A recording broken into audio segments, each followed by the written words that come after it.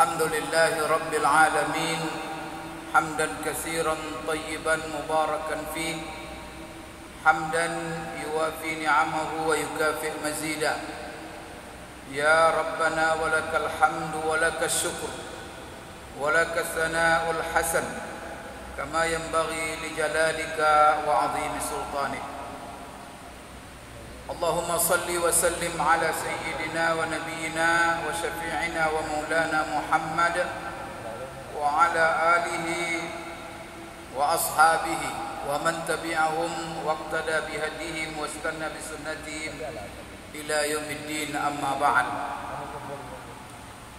اللهم علمنا ما ينفعنا وانفعنا بما علمتنا إنك أنت العليم الحكيم ربنا زدنا علما وارزقنا فهما اللهم إنا نسألك علما نافعا ورزقا طيبا وعملا صالحا متقبلا اللهم اجعلنا ممن يستمعون القول فيتبعون أحسنه اللهم اجعلنا برحمتك في عبادك الصالحين قال الله تعالى في كتابه الكريم أعوذ بالله من الشيطان الرجيم إنا أعطيناك الكوثر فصل لربك وانحر إن شانئك هو الأبتر.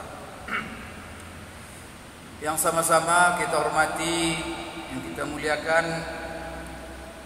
hadir bersama kita di majelis yang mulia ini Bapak Bupati Kampar Dr. Haji Kamsul, dan kita semua mendapat kehormatan di majelis yang mulia ini dengan kehadiran beliau.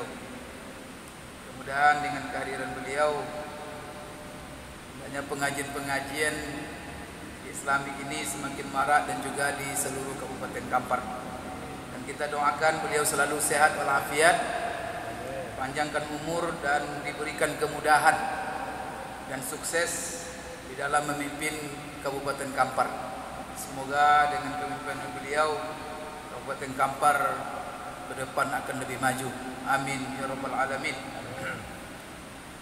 Bapak-bapak, ibu-ibu, kaum muslimin, kaum muslimat, jemaah salat maghrib dan juga salat isya yang dimuliakan Allah.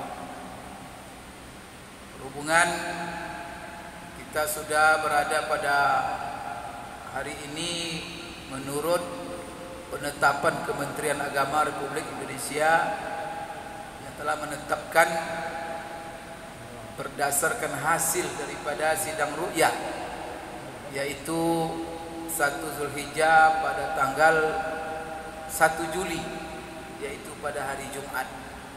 Maka hari ini kita adalah berada pada tanggal dengan terbenamnya matahari tadi, kita sudah berada pada tanggal 4 ya, 4 Zulhijjah. Artinya beberapa hari lagi kita akan menghadapi hari raya yang merupakan hari besar umat Islam, kemudian juga merupakan hari yang paling agung di sisi Allah Subhanahu wa taala. Sebagaimana sabda Rasulullah sallallahu alaihi wasallam, afdalul ayyami yaumun nahar. Hari yang paling afdal adalah hari Idul Adha. Dan amalan yang paling afdal pada hari yang sangat mulia dan yang afdal ini adalah ibadah korban. Sebagaimana diriwayatkan oleh Aisyah, Rasulullah sallallahu alaihi wasallam bersabda, "Ma 'amila ibnu Adam min 'amalin yauman nahri ahabbu ila Allah min ihraqi damin." Artinya adalah tidak ada amalan yang paling dicintai oleh Allah diamalkan oleh seorang muslim pada hari Idul Adha seperti menyembelih ibadah korban.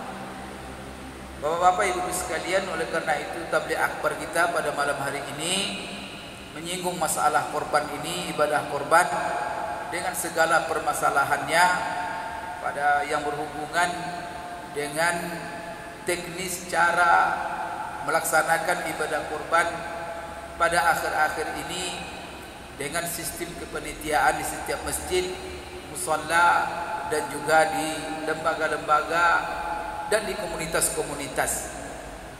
Barangkali banyak permasalahan-permasalahan yang berhubungan dengan pelaksanaan ibadah ini. Kemudian juga insya Allah kita akan buka nanti tanya jawab setelah sholat isya. Baik, pertama sekali Bapak Ibu sekalian, saya ingin menjelaskan apa yang dimaksud dengan ibadah kurban ini. Ibadah kurban ini sebagaimana sering saya katakan, kurban ini adalah istilah yang kita pilih. Boleh dikatakan ini istilah domestik Indonesia, yang mana hewan kurban yang kita sembelih pada hari ke-10 Idul Adha itu dan juga hari tasyrik setelahnya itu kita sebut sebagai ibadah kurban. Padahal sebenarnya kurban itu adalah istilah yang umum untuk seluruh bentuk ibadah, karena kurban itu dari kata-kata kurba atau taqarrub, mendekatkan diri kepada Allah. Maka seluruh perkataan, perbuatan yang dilaksanakan oleh seorang muslim dengan niat mendekatkan diri kepada Allah, itu namanya kurban. Maka sholat itu sebenarnya juga namanya kurban, puasa itu juga kurban, zikir itu juga kurban. Jadi apa saja yang dilakukan seseorang untuk mendekatkan diri kepada Allah, itu namanya kurban. Namun kita sepakat, orang Indonesia mempersempit kata istilah kurban ini untuk hewan yang disembelih pada hari Idul Adha. Karena itu apakah salah? Maka saya katakan tidak salah. Karena bisa saja komunitas atau sebuah masyarakat membuat istilah antara sesama mereka. Kemudian kalau kita merujuk kepada buku fikih, kemudian juga kitab-kitab, baik itu kitab tafsir, kitab hadis, kitab fikih, maka istilahnya ada ibadah kurban ini adalah udhiyah. Udhiyah. Udhiyah itu bentuk kata mufradnya, kemudian dalam bentuk jamaknya adhahi. Maka kalau kita buka kitab hadis atau kitab fikih, maka kita tak akan temukan babul kurban atau kitabul kurban. Tidak ada itu. Sekalipun kurban itu adalah bahasa Arab. Kurban itu kan bahasa Arab. Dari kata qurb, taqarrub, qurba. Nah, itu semuanya itu bahasa Arab. Tapi tidak itu yang dipakai. Maka kalau kita ingin mencari bab korban di dalam kitab fikih apa? Maka kitabul adhahi atau babul udhiyah.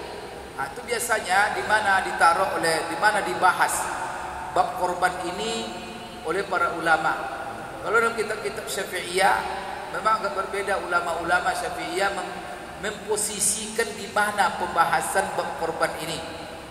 Kalau kita lihat umpamanya susunan hadis Bulughul Maram yang disusun oleh Al-Hafiz Ibnu Hajar Al-Asqalani, seorang ulama besar dalam mazhab Syafi'i. Maka dia taruh di mana bab korban itu di sebuah kitab. Kalau dalam bahasa Arab kan kitab, kalau dalam bahasa Indonesia bab, kalau yang besar, yaitu Kitabul At'imah, yaitu bab tentang makanan. Jadi ditaruhnya pembahasan korban itu di dalam masalah makanan. Karena makanan ini apa saja makanan-makanan yang halal, apa saja makanan-makanan yang haram. Maka di sini Hafiz Ibnu Hajar dan juga ahli-ahli fikih menjelaskan makanan. Di antara makanan itu adalah masalah daging. Apa daging yang halal dimakan? Maka di antara daging yang halal dimakan itu adalah daging kurban. Oleh karena itu dibahaslah di antaranya babul udhiyah di dalam bab besar, yaitu bab masalah makanan. Kemudian Bapak Ibu sekalian, ada lagi di antara ulama yang menyamakan bab korban ini dengan akikah. Jadi masalah kitabul udhiyah wal aqiqah atau kitab al-aqiqah wal udhiyah. Ada membahas setelah kitab haji dan macam-macam lah metode para ulama dalam memposisikan kitab korban ini. Yang penting bagi kita apa yang dimaksud dengan ibadah udhiyah ini. Ulama mendefinisikan yang disebut dengan ibadah korban atau udhiyah ini, yaitu kalau kita simpulkan definisi mereka itu, baru disebut ibadah korban itu kalau di dalamnya ada 5 komponen. Pertama sekali yang disebut kurban itu adalah hewan dari jenis bahimatul an'am. Jadi pertama sekali hewan yang disembelih itu adalah jenisnya bahimatul an'am. Kita susah ini menerjemahkan ke dalam bahasa kita, karena bahimatul an'am ini kelompok 3 hewan, yaitu onta, kemudian sapi, kemudian kambing dan domba. 3 kelompok ini dalam bahasa Arab itu disebut bahimatul an'am. Maka saya nggak tahu kalau kita terjemahkan dalam bahasa Indonesia 3 kelompok hewan ini apa dalam bahasa Indonesia. Ada istilahnya enggak yang khusus? Kan enggak ada, susah. Maka kita perlu apa? Hafal saja istilahnya bahimatul an'am. Di dalam Al-Quran Allah berulang-ulang menyebut kata bahimatul an'am, seperti di dalam ayat wa azzin fin nasi bil hajji ya'tuka rijalan wa ala kulli dhamir ya'tina min kulli fajjin amiqa liyashhadu manafi'a lahum wa yazkuru ismallahi fi ayyamin ma'lumat ala ma razaqahum min bahimatil an'am. Di sini ala ma razaqahum min bahimatil an'am. Dan ini adalah sepakat ulama mengatakan bahwa korban itu adalah hewan yang disembelih dari jenis bahimatul an'am. Onta, sapi dengan sejenisnya, kerbau itu masuk jenis bakar. Maka jangan nanti ada orang berfatwa pula, karena saya dengar kerbau tidak masuk katanya. Nah, di dalam kitab-kitab fikih dinaskan oleh ulama, karena kerbau itu bahasa Arabnya jamus. Apa bahasa Arabnya? Jamus. Memang kalau di Mekah, di Madinah tidak ada kerbau, tapi di Mesir banyak. Kalau di Mesir, kemudian di daerah-daerah seperti di Yordania itu ada. Tapi kalau saya melihat di Mekah, di Madinah tidak ada kerbau. Tapi bahasanya itu jamus. Di dalam kitab-kitab fikih ulama-ulama, apalagi saya membaca dalam kitab mazhab Hanafi, wal jamus min jinsil baqar. Itu tuh nasnya. Kerbau itu sejenis dengan sapi atau lembu. Berarti ini tidak diragukan lagi. Karena saya mendengar ada akhir-akhir ini orang katakan tidak sah berkorban dengan kerbau. Berarti korban orang Bengkinang rata-rata tidak sah. Karena Pak Bupati orang Bengkinang suka berkorban dengan kerbau, memilih mengutamakan kerbau daripada sapi. Orang Bengkinang nih dagingnya panas-panas sedikit. Kenapa? Karena suka makan kerbau. Baik Bapak Ibu sekalian, ini pertama. Yang kedua, jenis bahimatul an'am yang disembelih. Berarti kriteria korban itu apa? Hewannya bahimatul an'am, onta, sapi, domba, kambing. Kemudian disembelih. Maka kalau seandainya ada orang membeli hewan hidup-hidup, dikasihnya sama orang miskin 10 Zulhijjah atau hari tasyrik, ini hewan sapi untuk kamu sebagai korban saya, dikasihnya hidup-hidup. Itu korban namanya. Itu bukan korban. Karena korban itu baru disebut korban kalau disembelih. Dan intinya korban itu sembelih itulah. Itulah sebabnya Bapak Ibu sekalian, ulama ketika ditanya atau membuat sebuah judul masalah begini, mana yang lebih afdal? Mensedekahkan korban itu dalam bentuk uang atau memberikan hidup-hidup daging itu, atau dia diberikan daging setelah disembelih? Maka semua mereka mengatakan bahwa yang afdal itu adalah memberikan daging yang sudah disembelih. Kenapa? Karena letak inti daripada korban itu penyembelihan itulah. Jadi di sini hewan jenis bahimatul an'am yang disembelih. Kemudian disembelihnya itu kapan? Pada tanggal 10 Zulhijjah dan 3 hari setelahnya. Berarti 10, 11, 12, 13. Inilah hari penyembelihannya. Kemudian sebab penyembelihannya adalah karena Idul Adha. Apabila ada orang menyembelih sapi atau kambing atau onta, kemudian di hari Bapak Ibu sekalian tanggal 10 Zulhijjah, tapi sebabnya bukan Idul Adha, Tetapi sebabnya umpamanya apa? Pas 10 Zulhijjah itu adalah lahir hari ke-7 daripada kelahiran anaknya. Maka disembelinya umpamanya kambing pada hari itu dengan niat akikah. Maka kalau sebab lahir anak, maka itu tidak disebut Bapak Ibu korban. Atau umpamanya apa? Dengan sebab-sebab yang lain. Jadi sebabnya itu harus karena Idul Adha.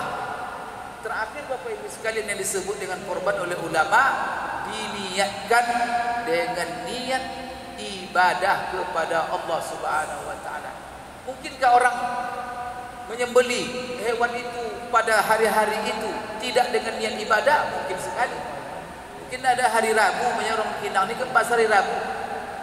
Ada nanti pas tanggal 10 banyak atau tanggal 11, 12 hari Rabu hari itu lalu disembelinya sapi, tapi niatnya untuk dijual di pasar. Maka kalau dijual di pasar, maka tak hewan korban namanya. Maka harus di situ ada Bapak Ibu 5 komponen ini. Pertama hewan korban apa namanya? Jenis bahimatul an'am. Yang kedua itu adalah disembeli. Yang ketiga waktunya tanggal 10 sampai tanggal 13. Yang keempat sebabnya adalah Idul Adha. Yang kelima niatnya harus niat ibadah. Barulah disebut udhiyah, ibadah kurban. Baik Bapak Ibu sekalian, kalau dibahas masalah ini semuanya banyak. Saya ingin menjelaskan apa syarat-syarat sah ibadah kurban itu. Karena ulama dari hadis-hadis Rasulullah dan dari ayat-ayat Al-Quran Bapak Ibu sekalian, para ulama menyimpulkan ada syarat-syarat sah daripada ibadah kurban kita itu. Syarat sah ini pertama kembali kepada syarat sah pada hewan itu sendiri. Yang kedua Bapak Ibu sekalian, syarat sah pada orang yang berkorban. Yang ketiga adalah syarat sah yang berhubungan dengan waktu. Yang keempat syarat sah yang berhubungan dengan sembelihan.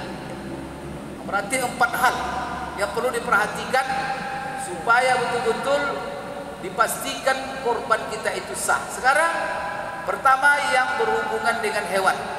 Apa syarat sah daripada hewan korban itu? Ada 4 yang disebut oleh Rasulullah SAW.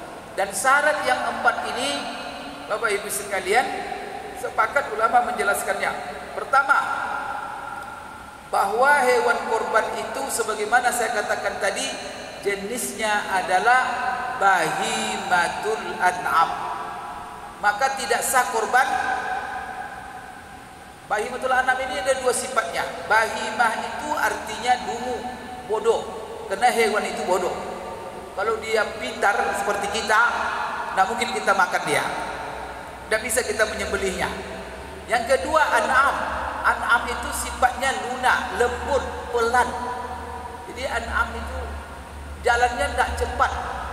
Maka kalau ada hewan Bapak Ibu sekalian namanya sama.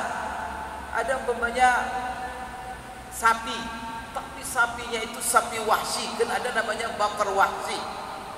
Atau kita sebut dengan banteng kerbau ya, tapi kerbau hutan yang mana dia itu liar. Dia susah ditangkap dan hidupnya di hutan. Maka kalau dia wahsi, dia liar, ulama mengatakan tidak sah dia jadikan korban karena dia tidak masuk daripada jenis bahimatul an'am. Maka barangkali kalau ada yang berfatwa bahwa kerbau katanya tidak sah, barangkali yang dia maksud adalah kerbau hutan, yaitu kerbau liar yang sejenis dengan banteng tadi. Kalau itu tidak sah dijadikan sebagai hewan korban. Kemudian Bapak Ibu sekalian, iti, ayam apa semuanya itu tidak sah untuk dijadikan hewan korban. Baik, itu yang pertama. Yang kedua, apa syarat sah hewan korban itu? Harus Bapak Ibu sekalian memenuhi umur yang telah ditentukan oleh Rasulullah SAW. Ini kepada panitia, kalau masalah syarat pertama tadi itu tidak ada perlu saya bahas panjang. Tapi ini masalah syarat kedua. Umurnya harus memenuhi syarat. Rasulullah SAW mengatakan kalau jenisnya onta, kemudian jenisnya sapi, lembu, kerbau, kemudian Bapak Ibu sekalian juga kambing, tapi kambingnya kambing kacang bukan domba. Itu syarat sah umurnya adalah musinna. atau disebut dengan saniyah. Apa disebut dengan musinnah? Ada musinnah pada onta, ada musinnah pada kerbau atau lembu, ada musinnah pada kambing. Yang disebut dengan musinnah pada onta adalah onta itu telah dipastikan berumur 5 tahun masuk ke 5. Jadi sudah sempurna umur onta itu 5 tahun. Dan masuk umur yang kelima. Artinya apa? Minimal. Kalau nanti umurnya 6 tahun, 7 tahun ada masalah. Tapi jangan sampai kurang 5 tahun. Sehingga ulama menjelaskan satu hari saja kurang setahun, 5 tahun itu tidak sah menjadi hewan kurban. Maka ini musinnah daripada unta. Sekarang sapi, musinnah sapi berapa umurnya? Musinnah sapi itu umurnya 2 tahun masuk ke 3. Jadi sudah masuk ke 3 dia dan sempurna 2 tahun. Kurang 1 hari, kata ulama tak sah dia menjadi hewan kurban. Maka di sini Bapak Ibu sekalian, khusus bapak-bapak yang menjadi panitia korban di masjid-masjid, di musholla, maka tolong pastikan ketika membeli hewan korban, pastikan bahwa hewan yang dibeli itu sudah sempurna umurnya 2 tahun. Ini jadi masalah. Kan muncul pertanyaan, gimana Pak Ustadz cara menentukan umurnya 2 tahun? Karena hewan-hewan itu tidak ada punya akte kelahiran. Kan ini jadi masalah. Kan tidak ada penjual-penjual sapi itu disertakan setiap sapi dengan akte, ada. Kan ada, kemana Bapak Ibu cari akte kelahiran sapi kerbau? Kadang-kadang kita aja nih manusia, kadang-kadang tidak punya akte, jarang punya akte. Kadang-kadang pemerintah terpaksa buat gratis supaya semua buat akte. Apalagi hewan. Atau bagaimana? Padahal itu tidak sah, 1 hari aja kurang, itu tidak sah jadi hewan korban. Maka di sini Bapak Ibu sekalian, para panitia, ini saran saya, ketika Bapak sebagai panitia, karena pemegang amanah daripada peserta jamaah mengamanahkan kepada kita, jangan sampai salah menjalankan amanah ini.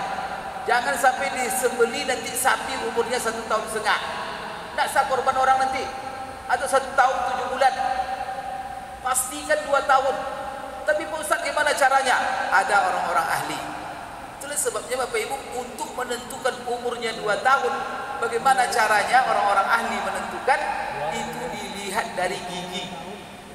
Maka gigi itu menandakan berapa umur. Maka kalau kita memperhatikan, kalau ada orang ahli gigi, kemudian kalau dilihatnya, dibukanya mulut Bapak, dia gigi Bapak, tahu dia umur berapa itu. Jadi umur dengan gigi itu sangat Bapak Ibu relevan. Dan itu gigi menentukan umur. Maka di dalam bahasa Arab, kalau Bapak Ibu yang pernah belajar bahasa Arab dulu, apa bahasa Arab gigi? Bahasa Arab gigi itu sinun gigi. Saya waktu di madrasah ibtidaiyah masih ingat sampai sekarang itu, menghafal kosakata bahasa Arab. Di lagu-lagu kan itu, sinun gigi, bangun mulut, kan begitu. Kalau Bapak mau tahu, kalau orang Arab bertanya umur, berapa umurmu? Apa bahasa Arabnya? Maka dia tanya begitu, kam sinnuka? Sinnun. Padahal sinnun itu maknanya gigi. Dia tanya umur sama Bapak, kam sinnuka? Jangan dibuka gigi Bapak. Itulah. Itu bukan berarti dia menanya berapa gigimu, bukan itu maksudnya, tetapi berapa umurmu. Jadi dalam bahasa Arab itu, bahasa Arab gigi dengan bahasa Arab umur sama. Kenapa bisa sama? Nah itulah, bahasa Arab itu indahnya begitu. Berarti ada relevansi antara gigi dan umur, sampai gigi dan umur itu bahasanya sama. Bapak kalau nanti ingat aja, nanti kalau nanya orang Arab, berapa umur kamu? Kam sinnuka? Itu langsung paham dia itu. Bapak Ibu sekalian, maka panitia harus membawa orang yang ahli. Umpamanya pergi ke Payakumbuh cari sapi, cari kerbau. Nanti bagaimana kita menentukan umur 2 tahun? Nah, tapi coba tanya orang-orang yang Bapak Ibu memang setiap hari kerjanya menyembelih hewan, yang kerjanya dagang daging itu, cari kerbau kemana-mana, sapi kemana-mana. Itu tahu itu. Sini ada jemaah kita biasanya daging apa, tapi tidak ada hadis dia. dia tahu itu. Bukanya aja mulut apa itu? Mulut kerbau itu tahu nih berapa umurnya. Dari gigi itulah. Jadi kalau ada peneliti, kalau penelitian nanti ingin beli hewan, kemudian tak ada di antara penelitian itu yang mengenal, yang ahli, jangan pergi saja begitu saja. Kalau nanti ditanya orang yang punya kerbau, punya sapi, kalau yang pedagang, yang penting laku dagangnya. Maka dia bilang sudah 2 tahun nih Pak. Tentu dia bilang ya sudah 2 katanya. Dia bagaimana laris? Nah, maka jangan dipercayakan saja kepada mereka kecuali orang sudah biasa. Tapi kalau orang sekali-sekali jumpa nak tahu kita jujur dia atau tidak, amanah dia atau tidak, langsung Bapak percaya. Nanti kita sebeli umurnya di bawah 2 tahun. Nanti kita bertanggung jawab di hadapan Allah. Oleh karena itu di sini Bapak Ibu, pertama onta 5 tahun masuk ke 6, sapi kerbau 2 tahun masuk ke 3. Kambing dengan domba ini dibedakan oleh ulama.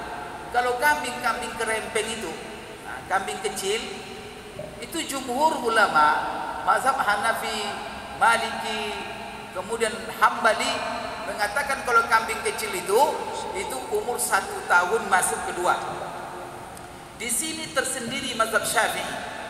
Maka mazhab Syafi'i tidak membedakan antara umur sapi lembu dengan umur kambing, sama.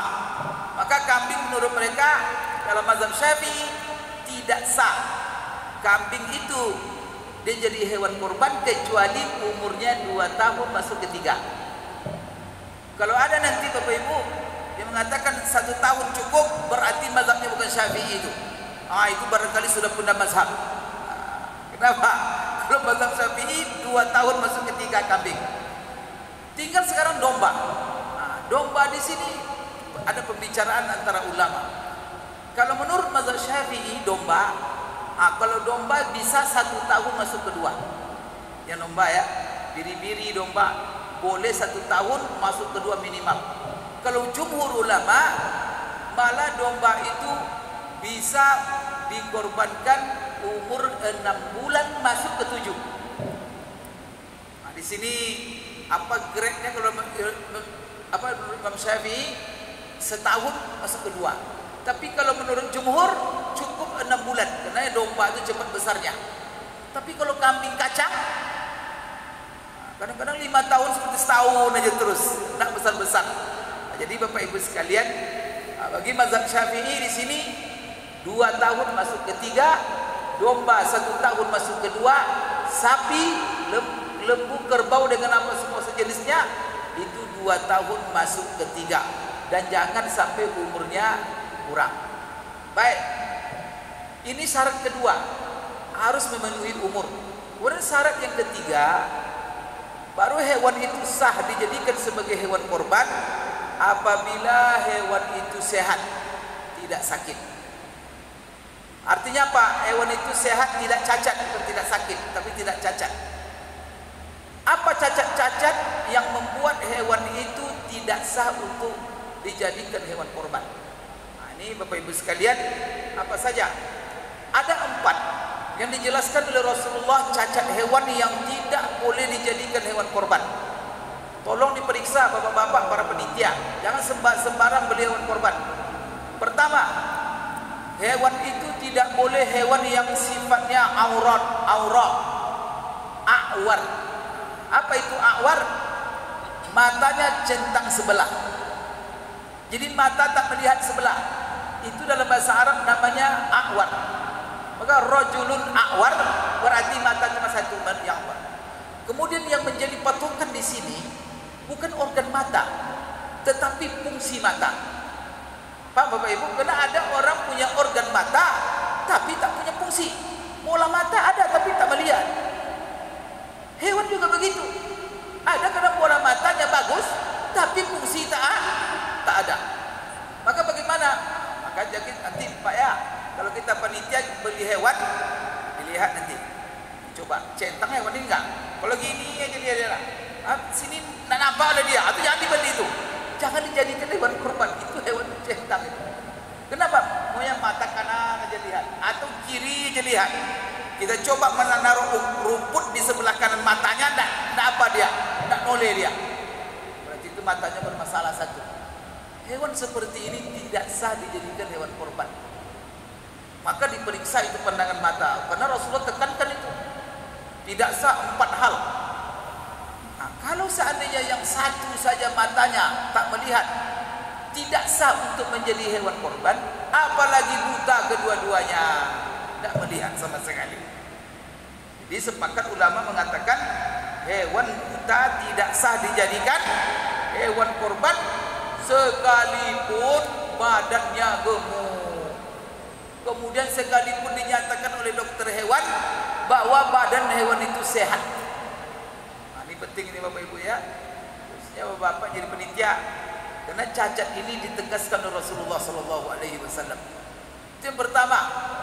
Jadi masalah kesehatan mata, jangan sampai matanya bermasalah, tidak melihat. Yang kedua, tidak boleh hewan itu a'raj. Jadi a'war.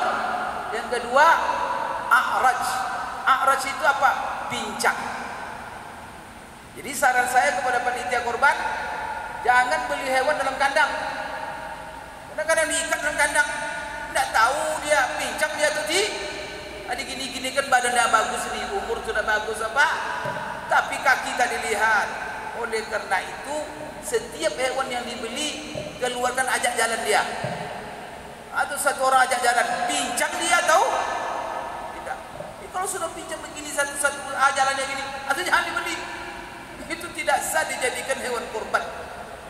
Bapak Ibu sekalian, ini adalah syarat yang disepakati oleh para ulama. Itu perlu dipastikan nanti diajak dia jalan, sempurna jalannya, keempat kakinya tidak ada yang pincang, top, maka itu sah jadi hewan korban. Kalau satu saja Pak tidak sah, apalagi dua, apalagi tak bisa berdiri, apalagi tak boleh dijadikan hewan korban sekalipun gemuk. Jadi cacat-cacat ini diperhatikan. Jadi mata masalah tadi, kedua kaki jangan pincang. Yang ketiga adalah jangan sampai hewan itu hewan yang sakit. Ini saya peringatkan, ini berhubungan dengan peringatan pemerintah di dalam masalah hewan korban pada akhir-akhir ini, yaitu hewan sakit.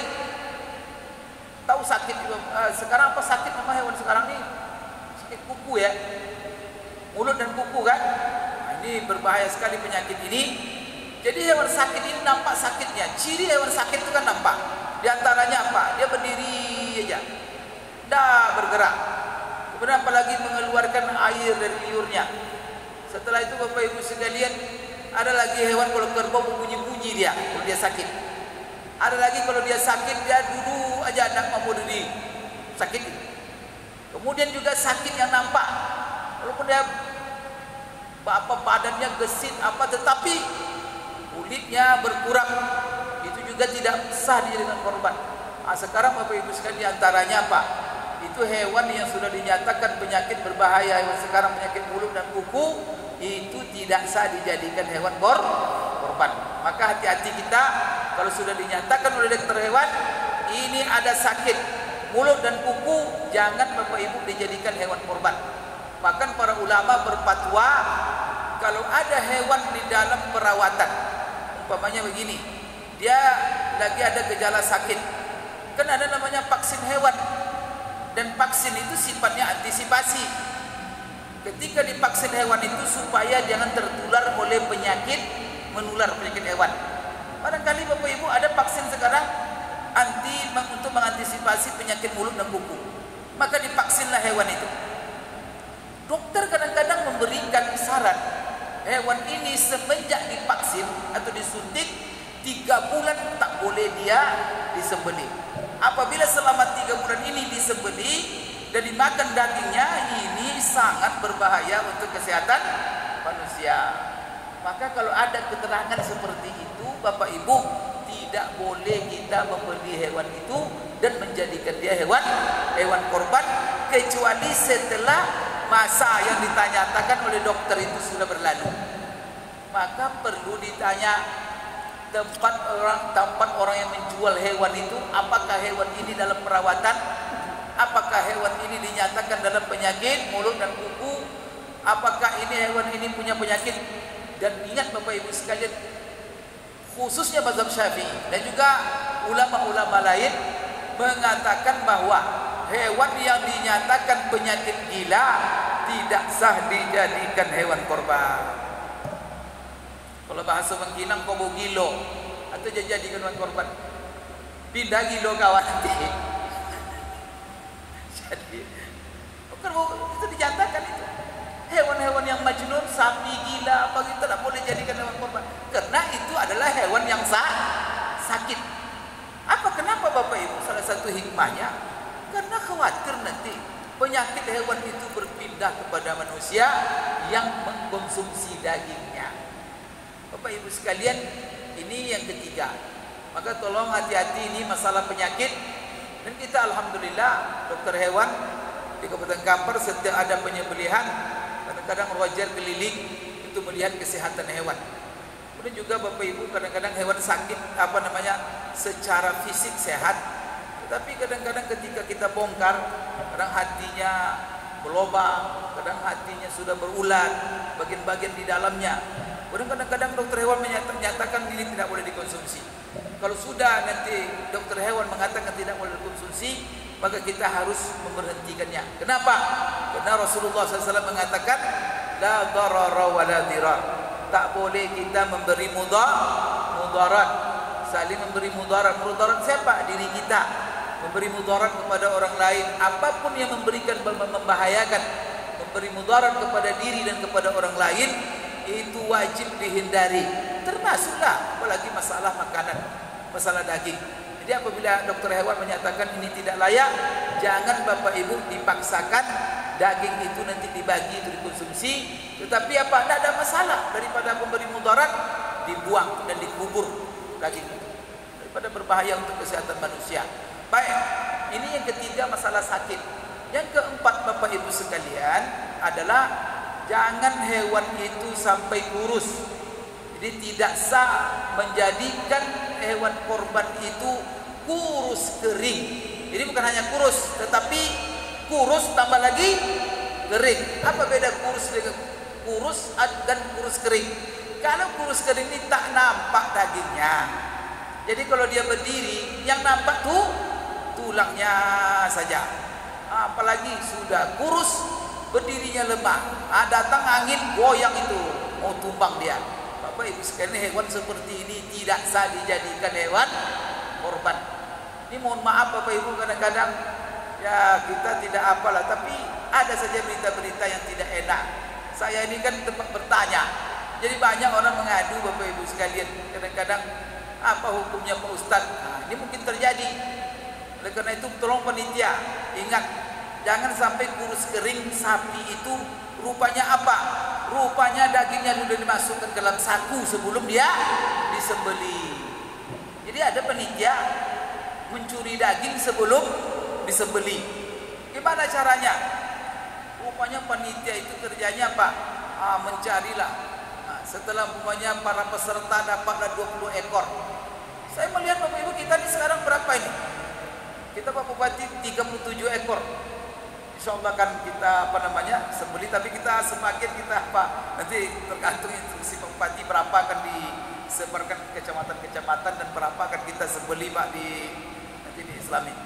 Kami berharap Pak Bupati nanti bisa memulai penyembelihan itu pertama kali insya Allah pada hari Idul Adha itu nanti.